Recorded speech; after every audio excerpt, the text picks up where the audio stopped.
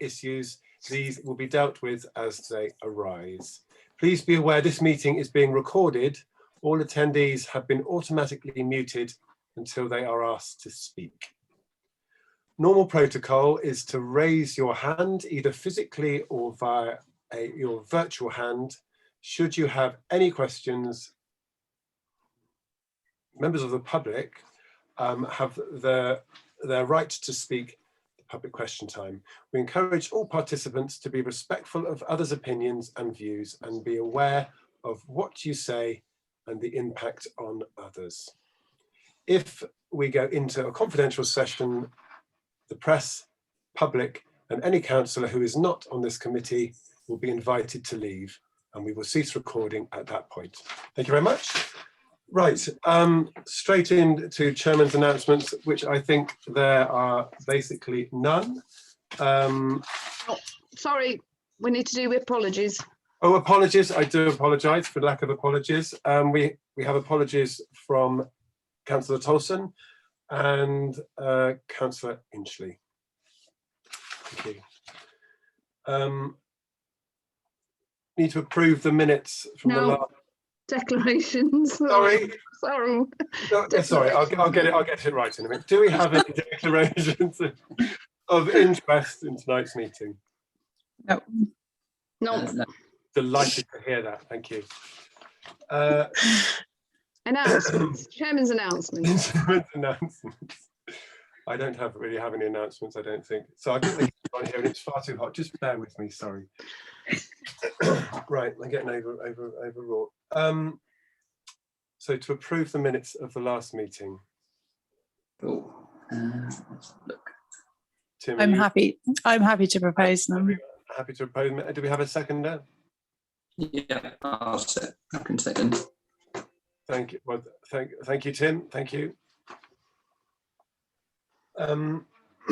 Right. Well, that takes us straight into item 4.5: Marketing and Communications and Engagement Officer Role and Recruitment Process. So, Charlotte, if I could ask you to speak to us.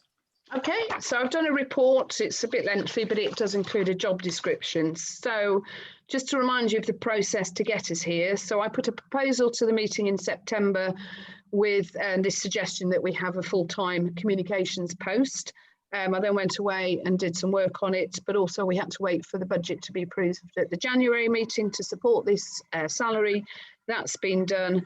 I did bring a report to you on the 9th of February, but you asked me to go away and do some tweaking to it to try and, or my understanding of your request was to try and incorporate an element of community engagement into the role. So that's what I've done. So I do want to emphasise in the job description that there is quite an element of managing events, activities and initiatives within this role. So it's not just communications, it's more hands-on leading events. That might be the suggestion that the People and Promotion Committee want to do over the summer, those sorts of events. It might be organising Collet Festival. It might be doing public consultation as part of some of our wider projects where we need public support and so on. So it's not just a communications role. So I have reflected it, and I've also changed the priorities within the job description by putting some higher up. The other mention to me was that maybe we can incorporate the grants officer into this role, and I've done some research into this. I think this person or this role could certainly write the bids that go in for an application, but they might not necessarily be the right person that is searching for the funds for us to apply for the funds in the first place. So I've looked around, it's called funding officers rather than grants officers. So I think that this role certainly could support doing grant applications and actually writing the bids, but it might be a slightly different person that actually helps the council find the places in the first place to go and get the bids.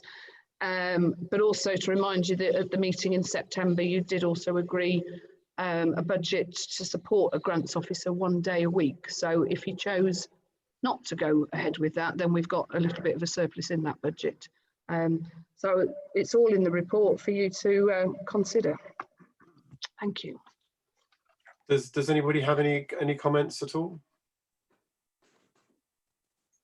Matt. Thanks, Charlotte, and it was a clear report. I guess I understand the logic. I do, and I appreciate we made a proposal, you've gone away and considered it and come back and tweaked. My only sort of concern is at the moment we've got lots going on, and in the sort of short to medium term, quite a few plans. So the activities over the summer in town and things like that. Still, there seems to be a bit of a bottleneck with regards to the big game-changing stuff. So we've talked about redevelopment of Collett Park and things. And I know you've said a lot of that will be because we need to engage with the public and things. Will this role, as you describe it, help facilitate the implementation or the start of some of those big projects? I see it as doing that. So, for example, we wanted to set up a Collett Park users group, and I think you were even at the meeting that we did. Well, this would be that sort of thing that this person does, is the engagement, the knowledge on how to attract people's attention with, you know, attractive comments, messaging, whatever it's called on social media, but also to be at these meetings and cajoling people to attend, rather than me being there, because I can't be in all places at once. But also, if you look at things like the support Tara's needed for the communication side of the market resurface project, I think that's probably sitting up at about 50% of her time. So if we have this person working alongside Tara can take on, say, 3 or 4 projects on her books, knowing that she's got someone competent alongside her, and she's just to throw in work to them and they're doing it. So at the moment, you've got Tara's absolutely stretched, doing several jobs, and this is absolutely to kickstart some of those projects. So another example would be the BMX extension. You know, it makes sense to engage with the people that are going to ultimately use that. So this role would start engaging with the youth to say, we might be down there when we're allowed to be down there. We've got a gazebo up for the day. Come and have a look at the designs and the plans or whatever. I think, remember last year, Matt, that we were going to do the Rubicon skate park day. That sort of thing would sit with this role. So they would engage with the public, find out who wants to come, organise the event, and then maybe follow it up on a second year. So it's not just a communications role. It's an engagement with the library, engagement with clubs and societies, and then supporting Tara with the projects as they turn from an idea into a, you know, digging a hole in the ground or whatever the project is. So I absolutely agree with your point about half of Tara's time being communication. Absolutely, yeah. I mean, just today, for instance, we've had a business complain and about the resurfacing, just the dust and noise, and you know, she's got to go back and manage that, and I can see that just being quite time consuming. So I do understand that. Okay, thank you. The other thing as well is, back in the day, those who were older like me and Gavin, we used to get letters. You got letters in the conversation. You got out of that one, Tim. Oh yeah, I'm saying nothing. We used to get letters in a sack of mail and you'd open them, but now we get them on email. I get about 80 emails a day, you know, social media all day long. So people's ability to communicate with us is better, but they also expect a much speedier response. So we need someone to be able to deal with these speedy responses. Otherwise, like you say, it's Tara that has to do it, and it takes her away from delivering, you know, the long list of projects that she's got coming up behind her. So that's my view. I'm open to, you know, suggesting different things, but I think it's critical. But equally, we get the right person in that's willing to do something that's maybe not written down and say, actually, we need you to do this as well. So it's all about personality, I think, rather than. I agree with that. All I'll say is, as long as what we're doing is we're bringing people on, and I'm sorry to sound cheesy, but as long as we're bringing people on who can make the boat go faster, you know, that's all I'll say. And it's not about just speed; it's about quality as well. But as long as we are not bringing people on who will slow things down and make us a bloated organisation, but will enable us to deliver stuff quickly and speedily. That's you know, that's what I'm getting to. But okay, thank you. Well, there would also be on a probation period. So if there wasn't some sort of rapid improvement within the first 3 months, then we would be looking at saying, well, it's not the right fit, maybe. I mean, it is. That's the good thing about probation, isn't it? It's got to be the right fit for us. And we've been successful with some people in the past and others probably less so. And that's a risk of employing someone you don't know. Tim and Abby, do you have any thoughts at all? Yeah, do you want to go first, Abby? Or no, it's okay. You go first. All right, okay. So where I'm coming from, when it was discussed, obviously I joined after this was sort of agreed, the role. So I thought, okay, it's already done. We should just push this through, sort of, but it's kind of, we haven't quite got there yet. And so when I looked a bit more at the detail, I'm kind of not convinced. I know that I appreciate a lot of work's been done, but I'm not convinced that we got the balance right.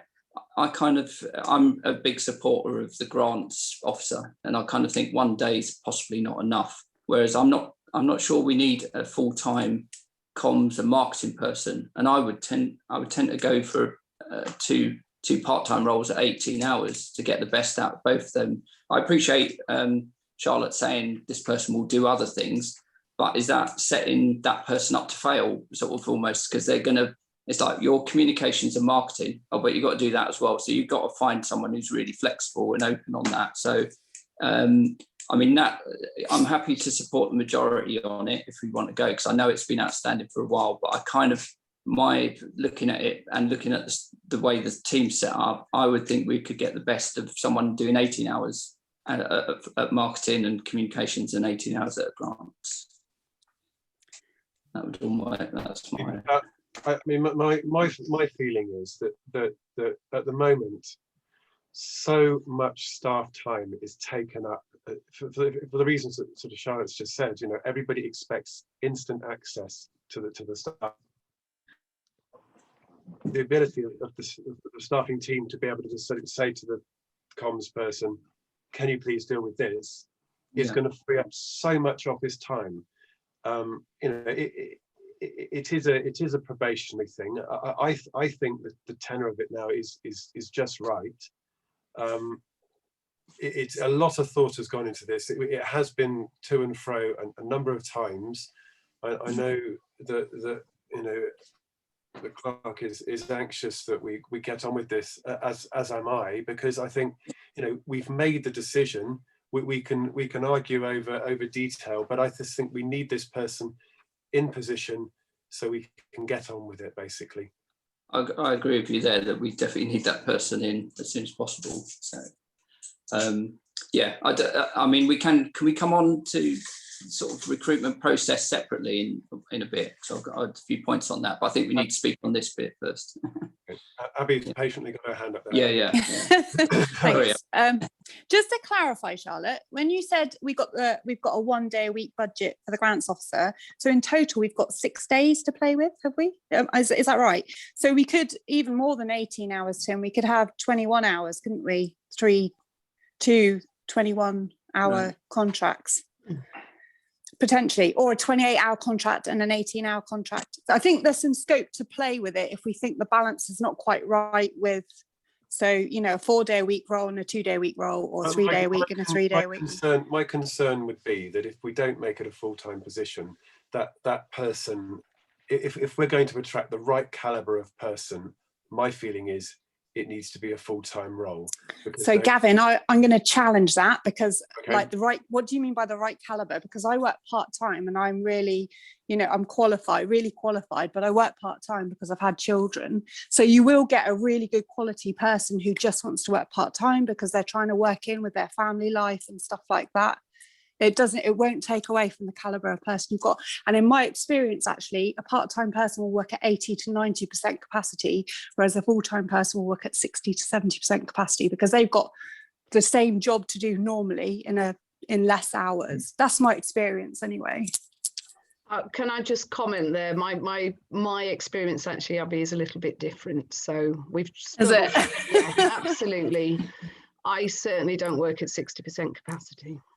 No, I'm more saying about what capacity I work at as a part-time employee, like in my previous roles, because I've been part-time for 10 years since my girls were born, and I'm expected to do definitely not a full-time role, but definitely over a part-time role, and I would have delivered on that as well. So everyone's experience will be different, but that is my experience anyway. I totally take on board what you're saying, and I apologise if what I've said is possibly misconstrued. I'm not suggesting. It's okay, it's fine. Right. So we need to do we at this stage need to take a vote on whether we're happy with the job description as it is, so we can proceed? Well, I just need to steer what you want, whether say discussion on hours and then discussion on content of the job description. So my only issue about it's not degrading the quality of anyone's work that's part-time, but if they are in some contracted hours and there's an issue on a Friday and they say, oh, I'm not in till next Wednesday, that it you know, comms sometimes is immediate. And if we've got two jobs, because this is one part-time job, we've had someone else previously who worked for us and they had a separate business and they then wanted to move our hours into their weekend to suit their flexibility, and therefore they were not available and it just didn't work. So that's my only view.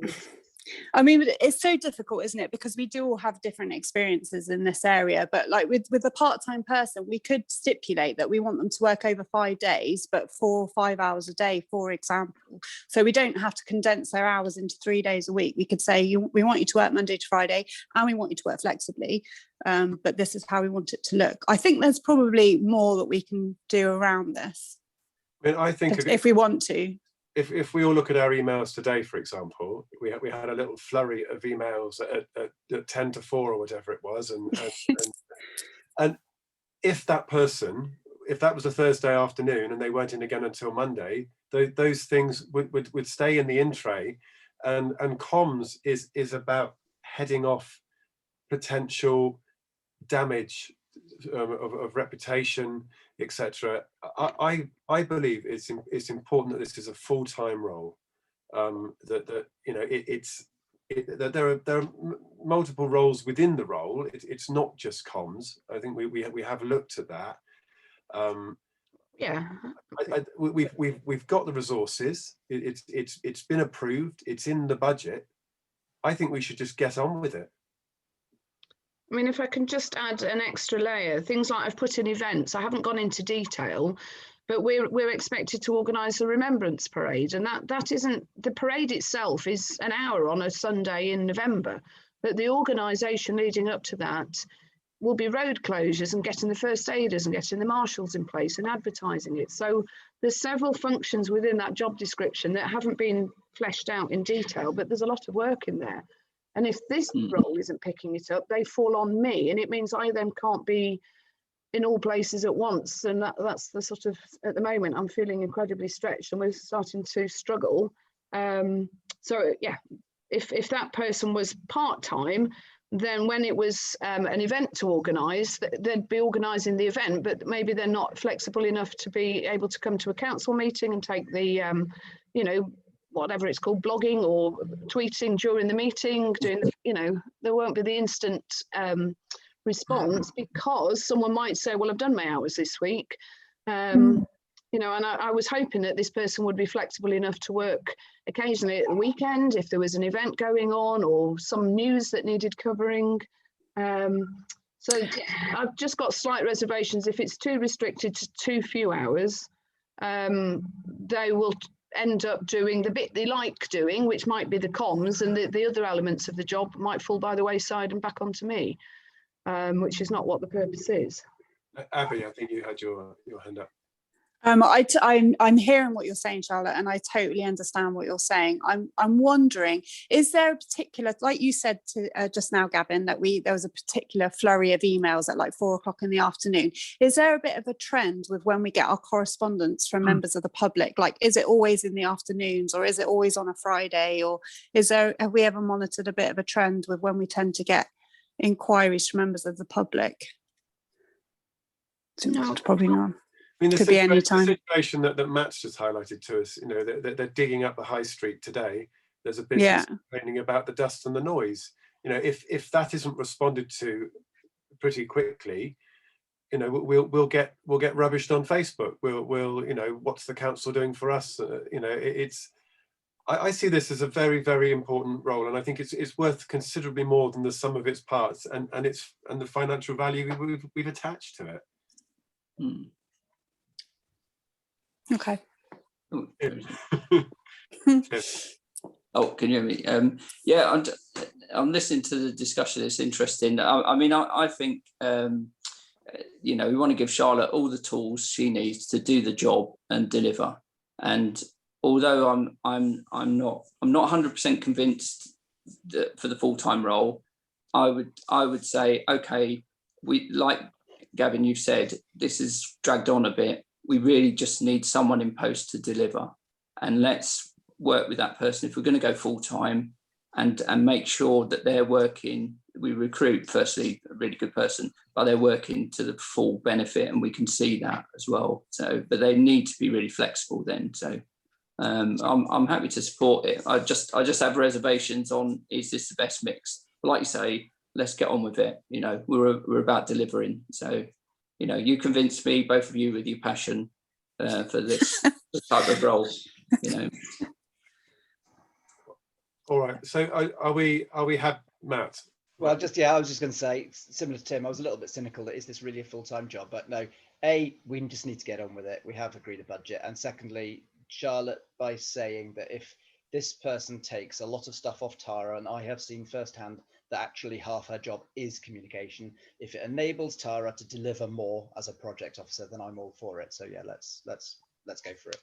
Yeah, and like you said, it's probation period, isn't there? So we can monitor it quite closely. Can I just add as well, the element about the grants officer is, if we were to spread too many hours to the grants officer, we could have money coming out of our ears, but no staff to actually start delivering the project. So I'd rather just wait and sort of put foundations in. But I'd That'd love be that lovely. problem, please. Yeah.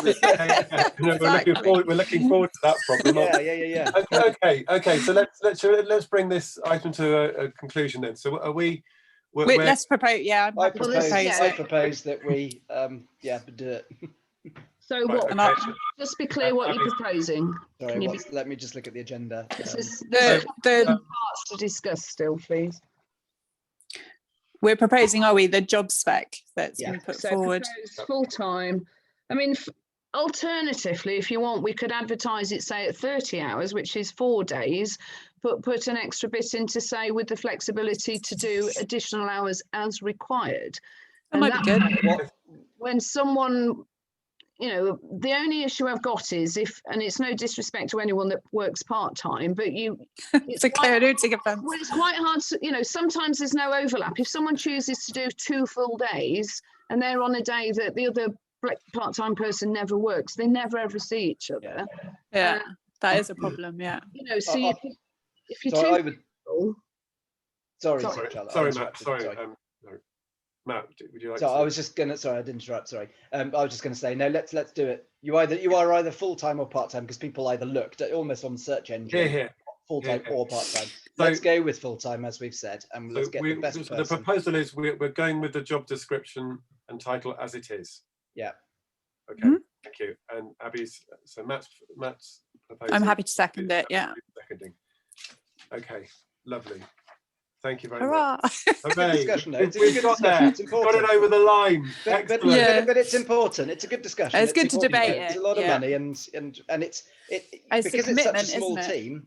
We need to make sure that everyone is happy, because if Charlotte, we've had discussions with such a small team. If you just change one lever in the wrong direction, it upsets the whole machine. So we do need to make sure. I'm fully aware of, but that's why they're picking up a lot of other things that no one else is doing or doing well. So events potentially could be something that we're very good at, and there's potentially, call it festival. We haven't done it this year. It wasn't done to its full capacity last year, and this post will do all of that. So, and that will take up. We're in agreement. We're in agreement. Let's move on. Move on. Let's move on to the recruiting process. I'm trying to justify it more. Right, let's go. Keep going then. We've done it. Yeah. So the other part of the report then is about how we actually recruit and who obviously we put an advert out, closing usually 3 weeks between out closing date, then a need to shortlist, and then a need to have an interview. So I've just put here to say what, the process is about 6 weeks long. So I've put on there who would like to assist with the shortlisting. And I would say that under GDPR, I shouldn't really be emailing them out to people. So it would be a case of putting them on a laptop and inviting that person in to the office to look at applications. And I think I said at the last meeting, knowing that there's several people who sadly lost work, there are a lot of people looking for work. So whereas previously we might not have attracted a lot of attention, we just don't know for this whether we're going to get 5 applications or 500. So we need to be ready that we might exceed what we've had before and have an influx of strong applications. So I do need someone who's got some experience of shortlisting to manually, click through against the criteria to eliminate some, but obviously come up with a strong list. So I do have experience of interviewing, shortlisting and all of that, but not for this particular role. Do you know what I mean? It's for roles that, different roles. I'm working with someone locally who's helped put things together, and they will help come up with the criteria. Well, the criteria is already in the job spec at the back. So you use that as the criteria, but I've got someone else who's offered to help.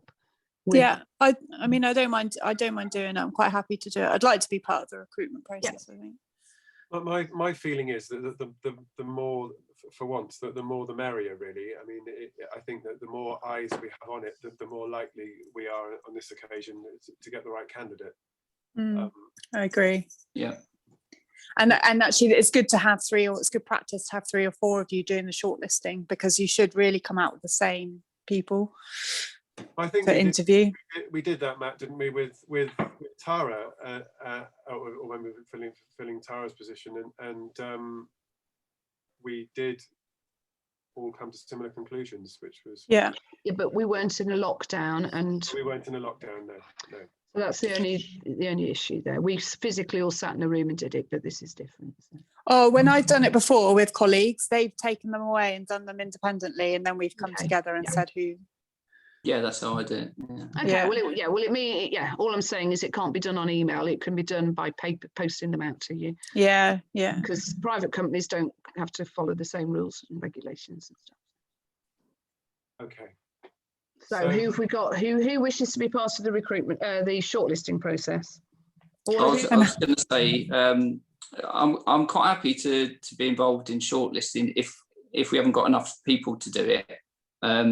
I don't necessarily, I'm not putting myself forward to being on the panel or anything, because I think the panel needs to be quite small, as small as possible. But yeah, if needed, sort of, I'm happy to come along shortlist. That's what I do in my day job. Yeah, my only reservation on the actual recruitment is the 8 years experience. I think that's far too long. I've never seen that in 5 years maximum, because we're almost shortening the amount of people, and we want to. I know we might think we're going to get a lot, but I went out to recruitment a couple of months ago, and that's in London. I didn't get as many as I thought. Once you start chipping away at who meets the criteria and that, so I think reduce that, because you might get a school leaver with 4 years experience, and we're not. They may be really good what we're looking for. So I think widen that rather than narrow it. That'd be my only point on it. That's a good idea. Is that something we can change? Yeah. So are we all prepared to be involved in the shortlisting process? I think that's sensible. Yeah. Yeah, that's fine. And we can discuss the panel maybe post that, but I don't think there's any shortage of interest in. That's fine. In it, so that's good. Okay, so we're about done on nearly, and then sorry. Is it blind recruitment? Sorry, just one question. Is it a blind recruitment, Charlotte? It should be, yeah. So they detach. I mean, if you mean that we don't know age and all of that, yeah. Yeah, all that, and names and everything. Or sex, yeah. Well, yes. I mean, I will remove the front sheets and things, but it's obviously obvious anyway if it's into a girls' school or something. But, you can work it out from when they did their GCSEs. If they did an O level, then you're Yeah. all right. What's an O level? Yeah, I mean, you're assessing them on their ability to do the job. Yeah. So the application form, it won't have an address on it. It won't have a date of birth on it or anything like that. The bits I get to, but they're detached. Excellent. So that was great. Thank you very much indeed. So straight then on to 4.7. No, not 4.7 at all. 4.6. It has been agreed that we will be having 2 additional meetings for this committee in this municipal year. They will be advertised after May 2021. Yeah. Right. That sounds good. So, yeah. So we haven't got any members of the public or press here. So at this point, do we stop recording? you have to assume that they are, because they could be watching this. So you now have to. I apologise. Formally resolve. So we need to consider the resolution to exclude the public and press in order to consider confidential matters in relation to the following business. So it's basically councillors have to agree as a group to exclude the public and press, even though they're not here. We now have to formally exclude them, therefore to stop recording. A show of hands. Okay. Yeah. Thank you. And I'm now stopping recording. Okay, so let me just do stop recording. Sorry.